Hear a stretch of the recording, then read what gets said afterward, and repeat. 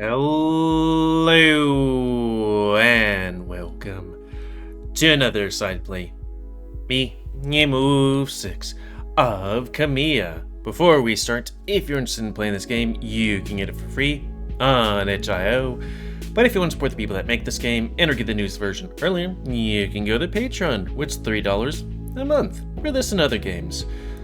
Man, I'm feeling good right now because on a completely separate subject, a website that I loved for a long time was being corporately done by like other people, and it was like, oh, I'm gonna lose this thing. But then the people that actually work on the site were like, we're gonna buy this website, and now it's back on. It's like, yes, keeps going. It was a hot week there. Anyways, back to the actual game. So on the last Let's Play, me, Amicus, and my teacher went to the private room to go, okay, let's discuss things like, hey, Pharaoh's missing. Also, we might need to get an out just in case, things go really south here. That being a ship with stretch drive, which we don't have any possession of. So it'd be, so we kind of talked to Nefru and was like, hey, if things go south, would you be able to get us out of here? He's like, yeah, but hopefully that won't happen. But also, we're talking to Nefru as well, since we're talking to him, and he's saying, yeah, his brother is a pain in the butt, but he doesn't think that his brother would do anything totally nefarious, right? Right? But anyways, then I here came and was like, hey, I need to talk to Scipio about something private. At which point she's telling us, hey, like, there's some people who have these, like, abilities. Also, we Jackals recently got the ability to sense these people. And yeah, let's talk about it. So, gonna reset our face. And begin. I know this all sounds very confusing, but there are a few rules that must be followed, so what happens beyond this door cannot be discussed with anyone except me. I just want to forewarn you and give you a chance to back out. This is all becoming much more serious than I initially expected. Still, the mysterious nature of it all, and the most frustrating ambiguity, makes me feel as if I can't back out now. I understand. I'd like to know more, and I'll make sure to keep it confidential. Alright, we'll do the official oaths once we're settled. Alright, let's go. Aya steps towards the door again, and Aham speaks up. Aya, Scipio is unauthorized to access this room. Please grant him access for single entry, please. Very well. Aya looks over her shoulder at me. Man, for certain jobs, it would be nice if you could do that. Not gonna elaborate, but anyways. I'll make it permanent, depending on how well things go. Don't worry, though. Just normal precautions.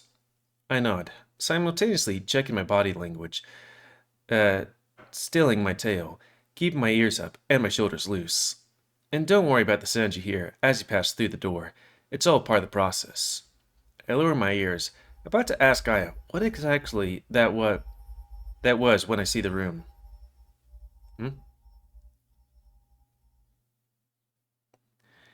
It's almost like I've entered a dream, and the walls of the room seem to fade out into the distance. Lines and curves are hazy and undefined, and there's a sort of pressure in the air. So, what you're feeling right now is the veil thinner. If you remember, the stretch drive makes it easier to communicate this way. That sound, the feeling you have, makes this process much easier.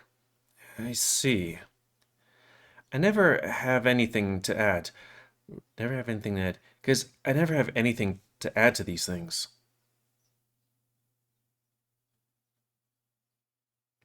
That might be a typo, so I'm just gonna boop.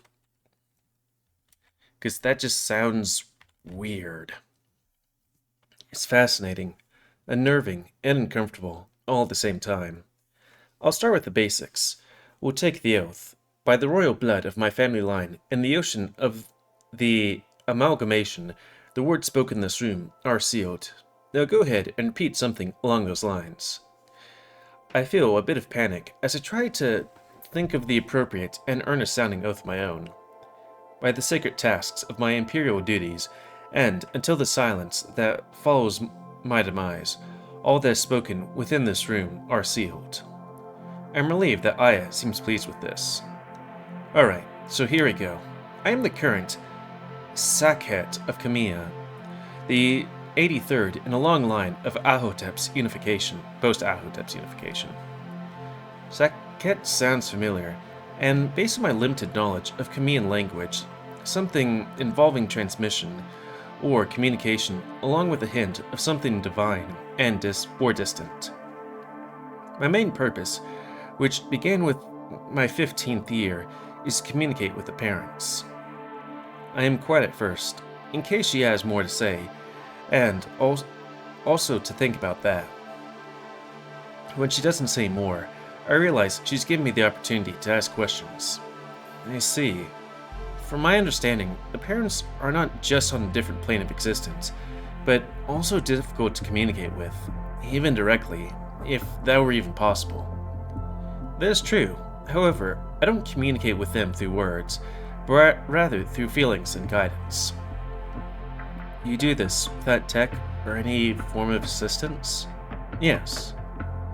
But what about the room? Wouldn't that be tech? I see. What if the Monders? Can they not do the same thing? They can.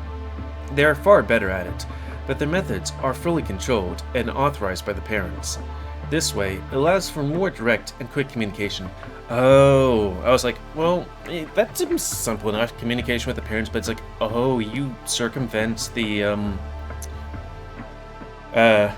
moderators. Interesting. And they talk to you willingly? So that's where it gets really interesting. While they don't talk to me or even acknowledge me, I can feel their motives and emotions to an extent. It can be difficult to piece together, but it has been a great asset to Khemian civilization as a whole. Like, I wonder how you work that anyways. Is that why you're so technologically advanced? That lip pout right there.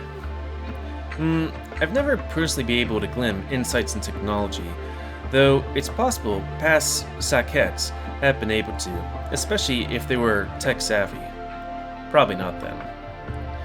I then do some quick maths in my head, considering the unification happened 5,000 years earlier than Adastra. So, is it a lifetime position? If it's held for over 150 years on average? Generally, though there have been gaps, and some chose to leave once another was found. Do you wish to leave? My questions are a bit bold. I remind myself she is still in a position far above mine, even if her appearance caused me to forget she is not a child. Not yet, though I've only been doing this for 5 years, so I suppose my mind might change in 100. Understood. You sense that I might do the same? Do you know everyone who have these abilities then, by sensing them? No, but I believe your closeness to my brother, and my fate in general, are what tied me to you, in a way. How well do you know this? Do other siblings have their own Sakhets? Yes, Hindu have an ancient tradition surrounding it, while the Marfrans still use hallucinogens from plant life to reach a similar state. The Tarkans call theirs the Dakhur, and they understand it in a very similar way to Khemians. I sometimes talk to the current Dakhur, in fact. I think Tarkans was a thing that I looked up before, but let's just make sure. Taharkn. I think it's that. Yeah, it says 25th dynasty of Egypt. Anyways. You do talk to others then? Only ones with the same gift, and after I formed a bond with them. He's a friend of mine. He's interested in meeting you at some point. Oh. I've never met a lion before, and doing so in the state is intimidating. But don't worry, we'll do that at a later time. Also, that could be a typo as well. Boop, and boop. Sounds good. So, to be clear, Nefru doesn't know what you do, right? You seem surprised you were communicating with me at all. Was he upset? It would be just like him. Could you sense it? Remember, I can only read people with similar gifts. She explains it to me patiently. That's right. Sorry. So, how much of this can I say to anyone? And specifically, someone like Nefru. That could be another typo. Boop. And boop. I don't bring up Amicus, of course, and not only because I know the answer is no. This may be something I never tell anyone about. Nefru knows I communicate with the parents, but that is all. As for your Emperor and Adastra as a whole, I can only ask you to participate in 3 sessions, this being one of them, before confining them about it. This is only so you have a broader understanding of its significance and impact. I shift from foot to foot, trying to make it look like I'm just loosening up. I don't think the wolves have ever had such a position or recognition of such abilities. Older religions might have, but it was achieved the same way as the cats. Aya nods. Wolves aren't the only siblings who don't recognize the value of sapients with more flexible minds. I see. And I must admit, it would be much more tolerable if I had someone to talk to and discuss these things with, rather than just between the Dakar and me. With an alliance forming, this would be a good bond to share for all 3 of us. And that's why you're somewhat unique, and I have so much interest in you. I sensed and found you before I met you. It seems intentional. Is there an intention behind this? Do the parents somehow control it? Sorry, I'm just trying to make some sense of this. Well, I don't believe the parents control it. I do think it has to do with how they exist. The mind is sort of able to move through different planes, similar to what the parents do. Is there a lot to learn? Man, I'm just getting typos here and there. A little bit, but that's the great part. I got the hang of it within a few sessions, which is the norm from what I've been told. Wow, okay, so how do you do it? I'm almost eager now. Now, that's where people differ the most. You have to find your key. This will unlock and lock the gate you will open. I think you already know your Scipio. Meditation? Precisely. So you already have your key. You have unlocked and locked the gate before, so you already have some experience. Interesting. I remember the comment she made soon Nefru about rumors of her being a schizophrenic, and part of me wonders if this is all one big delusion, but I know it's not. My mind is having a hard time trying to process the conversation that would have been laughed at in any other setting. So, what is your key, if you don't mind me asking? Mine is palm reading. Dakar Zamik Dakar Zamix was through holding certain stones and crystals, and though he still has a specific crystal he holds while communicating to this day, you do learn to access the gate without the ritual you once used. Still, we practice our keys from time to time to keep us spiritually awake and practiced. A sudden realization hits me, and I reflexively flex my jaw. Reflexively flex. Is that what you were doing when we first met? Yeah, you caught me. I know it was strange, but I didn't plan to hang on to you that long. It was just a surprise when I felt your energy for the first time. I was having a hard time deciphering what it was telling me too. I want to ask if it was good or a bad thing, but I noticed Aya staring at my paws, and I stand straighter while I clear my throat. Did you want to read it again? I offer a paw. Actually, yeah, thanks Scipio. It will put me in the right headspace, and then we can start on your key. Remember though, what I say isn't me telling you the future, but rather the feeling you get about the current path you're on. And people change paths multiple times in their life. It's the key that matters most. Aya gently holds my paw, again feeling it more than looking at it. I'd use powder to better see the creases in your pads, but since I don't have my palmistry kit with me, I'm going to have to go off of mounts. Mounts? Mounts. The feel and shape of your pads. Oh, got it. But she's already at work, and I feel her press into my thumb, and then she becomes quiet, eyes closed. When she speaks, it's with less passion. It's almost monotone voice. Hot, but rough and flat. Emotionally guarded. But love is working its way in. I assume it's Nefru. He's the same. Do you mind if I feel your more important mount? It helps me see the path and possible fate you're heading toward. Go ahead. I say it automatically, regretting it, but knowing I need to be open with Aya right now, and considering I don't know what my path or fate is. She shifts her paws, and this time she focuses around my middle finger, with more interest.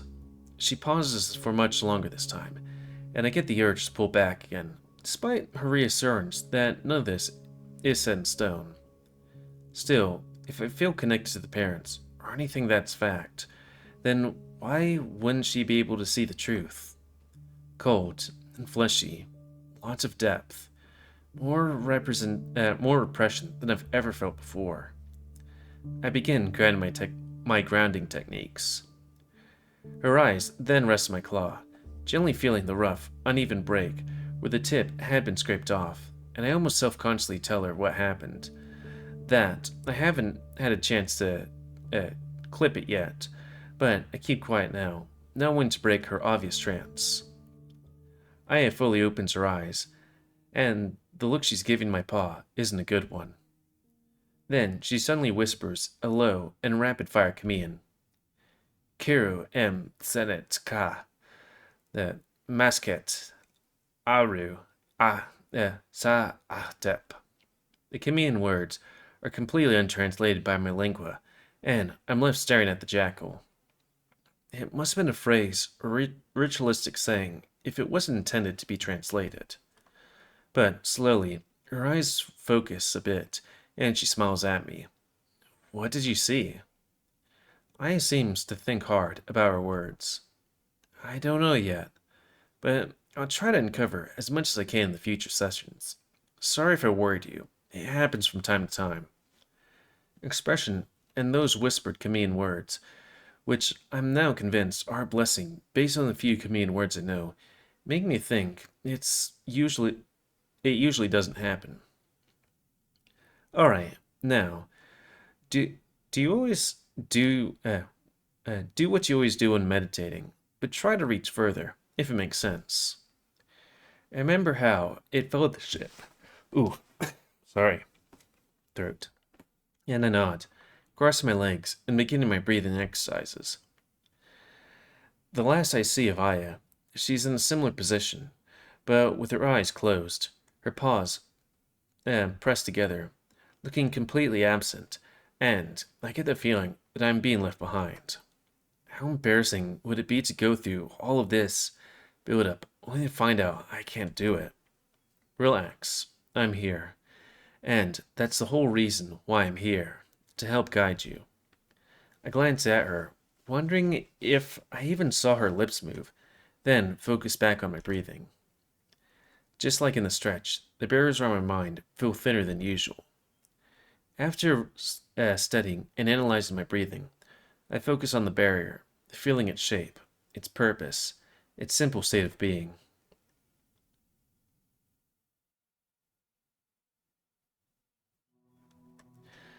I slipped through the gate faster than I intended or wanted, but now I'm there now. See? It's simple for someone like you. I choke back panic as I lose track of my body.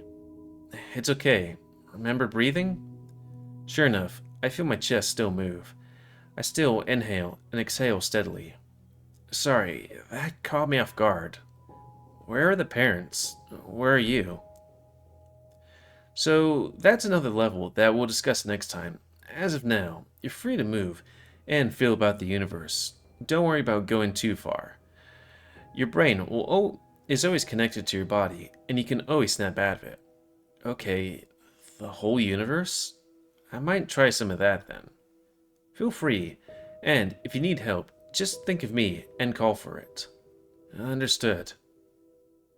I'm moving, and I sense Nefru sitting in his room, waiting up for me. He's hunched over, looking upset, and though I prod him, there's a solid barrier that's impenetrable. I still need to talk to him after this, but for now, I move on. Distantly, I hear a rumbling voice that deepens offset, that deepness offset by excitable tone. Aya, can I meet him? Next time, Zan. He's exploring. Huh?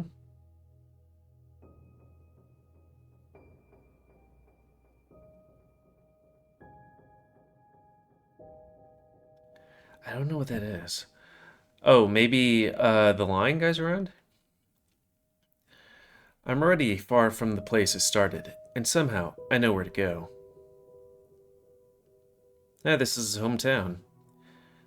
I'm in Lux, and I find her small cottage on the outskirts immediately. My mother is sitting at a kitchen table, kneading dough, making the bread rolls I love so much. I can almost smell the oliban in the air. But her eyes are red, and the way she sniffs tells me she's been crying. It hurts my chest physically, and I want to reach out to her, but there's a barrier around her too. I'll ask Amicus if I can send a message to Adastra earlier than the schedule permits. It may not even be about you, Scipio. Maybe she carries a Hawaii too. And if you've forgotten, that means, old pain. The voice of dead leaves returns, and I mentally flinch back, thinking about calling out to Aya. What is that word again? Like, I saw it, but it's like Ahawai? Ahawawi? I wonder if that's like an actual word from, like, stuff. You're safe, Scipio. Just hear us out before you make your decision. Why do you trust her? Why would she give you such important, untapped knowledge to the wolves? You expect she'll train you, then just let you leave back to Adastra? Okay, I do. The Chemians and everyone in the galaxy hate Adastra, which means they hate you. Open your eyes. What? Literally, open them.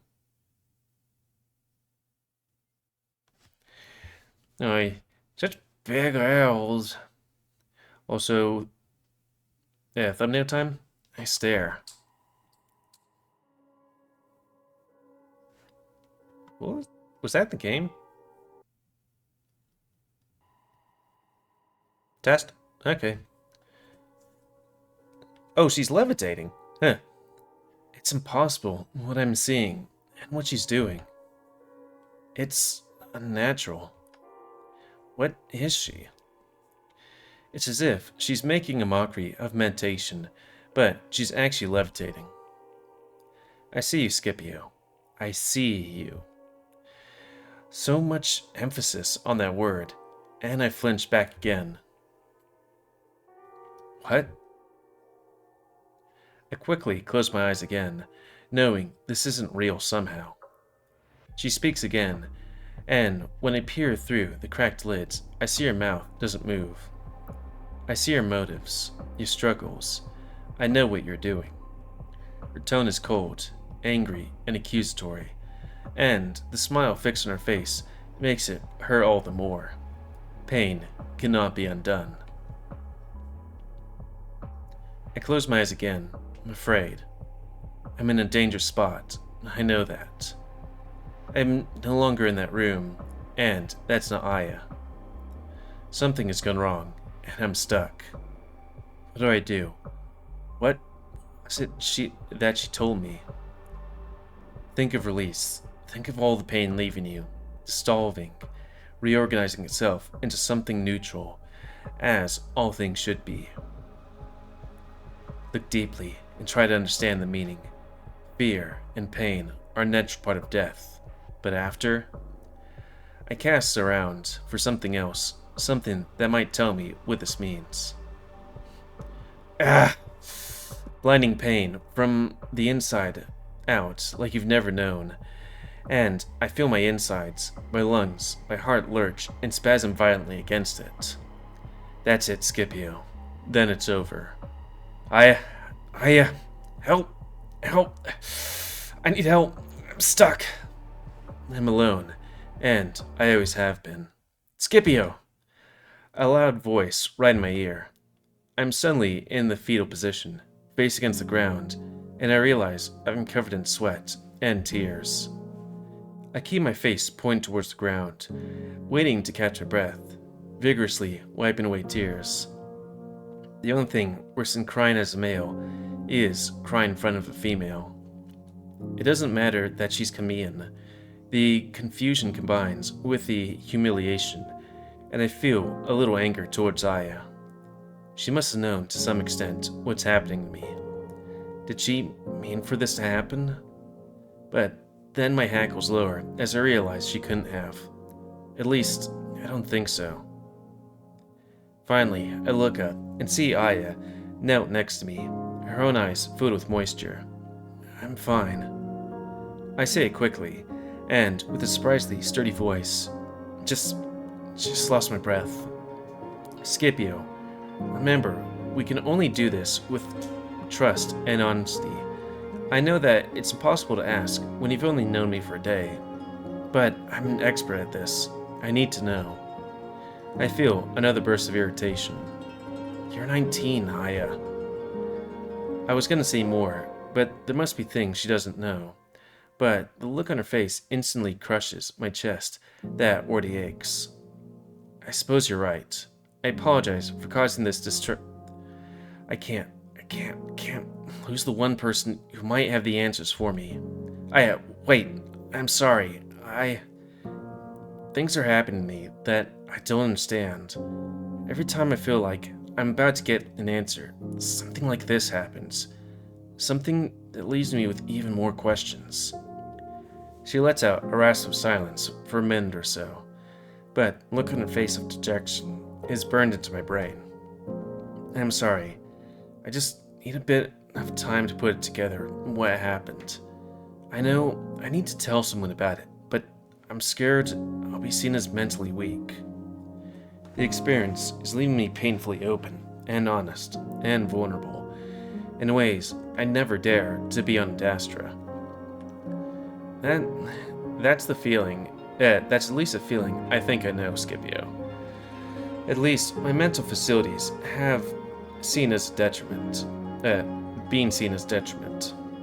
You can always tell me whatever is on your mind, or if something's wrong without judgment, either with nephew, or, if you want, me.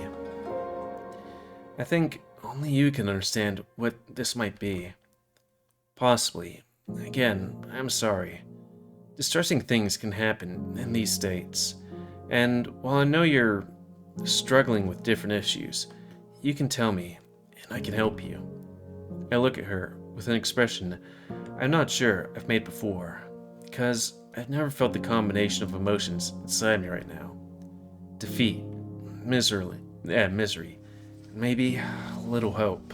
I don't know, but whatever it makes her eyes glisten again, so I quickly look away, begin to pick myself up. I straighten out my robe, sighing out loud, in a relief as I find it firmly over my rear. Worried it might have ridden up in front of Aya. Oh. Can we meet again, maybe tomorrow? I have too many questions. Of course, Scipio. And if you need more time, that's okay too. Same time tomorrow? If you're sure, Scipio, I'll check to see how you're doing. Thanks, Aya. I'm sorry I lost control of my emotions for a moment. My face is still red, and I'm still coming to terms with the fact that this is happening in front of Aya. No, Scipio, don't be. I also have a lot to tell you as well, about my own fears that you might actually find useful. Maybe tomorrow, if you're ready, we can talk about those things. I don't really want to say it, but I'm kind of lonely and need to talk to someone like me. The reverse of her needing me catches me off guard, and while that nasty part of me that came to the surface wants to believe she's only playing to my male wolven pride, I swallow it back down. Sure, but what about your lion friend, uh, Zanmek? He's great, but when you can only interact in that space, it's not nearly as, well, intimate. Okay, and you don't want me to say anything about this to Nefru? About you? I mean, I don't know how to tell him about what just happened. It sounds like you're going through your own trials. Aya sucks air through her teeth. Best not to. He can get overbearing when he thinks I'm having a hard time, and he has enough to worry about. Alright, and speaking of Nefru, I better get to his quarters. I can sense him waiting for me. Ah, very good. You really don't need my teaching, just some guidance to avoid what happened. I'll be with you every step of the way next time. Thanks, Aya. And with that, and us hitting that 30-minute mark, I think that's a good time to call it. Though I do also want to be like, hey, just in case, these scenes next episode could be a bit long or it could be very short. Who knows? But that's going to be the end of this Let's Play. Or whatever. So please comment, guys. I like comments, tell me what you like, dislike. Tips, tricks, otherwise, if you like my YouTube and like to grow, then please like, subscribe, and check out the videos that bigger, and please remember to spay your animals to help control the pet population. And if you want to play this game, it's available for free on itch.io. But if you want to spread the people that make this game and or get the news version earlier, you can go to their Patreon, where it's $3 a month for this und Azel games.